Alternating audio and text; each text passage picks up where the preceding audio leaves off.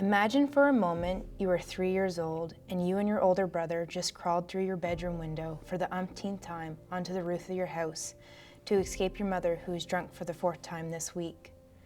The last place you want to be is inside because unlike other children, it's not safe for you and your brother inside the house because you might get beaten again. And getting beaten is worse than not being fed and dressed or cared for properly. You can't call the police because your mom would be in trouble and that would call for another beating. Instead, you stay outside in the cold where it's safer, hoping your mother passes out so you can crawl in bed and cry yourself to sleep, wishing you had a better life. For you, being outside is safer than being inside. You wish for someone you could count on to watch over you when you sleep instead of the other way around. My story is just one story out of hundreds of stories of children in care in New Brunswick and in Canada. I was only a year and a half when I was taken into care for the very first time.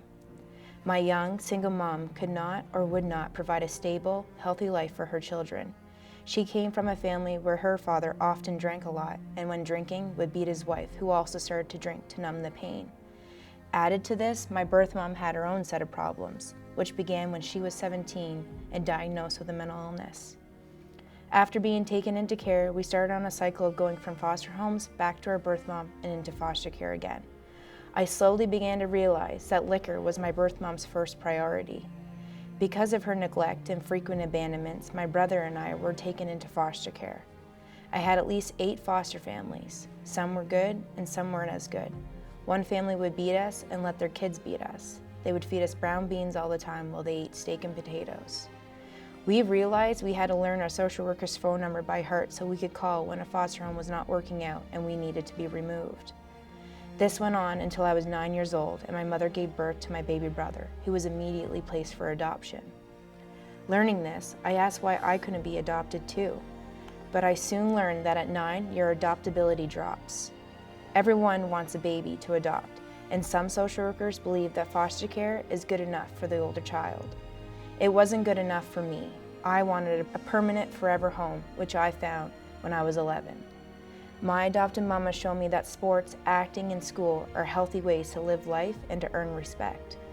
I call her my Mama Goosey, and she calls me her baby Goosey. I never wanted to call her mom because that word never had a good meaning for me.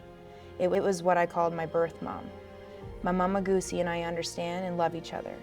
It's difficult to put into words how this happened. How can someone you never knew come into your life and become your family? To me, family is more than blood. Anyone can donate an egg or a sperm, but it takes more than that to be a parent. Having a single adopted mother meant that I had all the attention I needed to help me grow. No other children to compete with, and no other male figure to try and understand as a father. Not having a father made getting used to male figures very difficult for me. For this reason, I think more single women should adopt older female children. We need their loving and caring ways to help us grow. When I was adopted, I became my adopted mother's life, and that's why I'm called Zoe, which means life. I was given a new life, a life better than my birth family and long-term foster care could ever provide.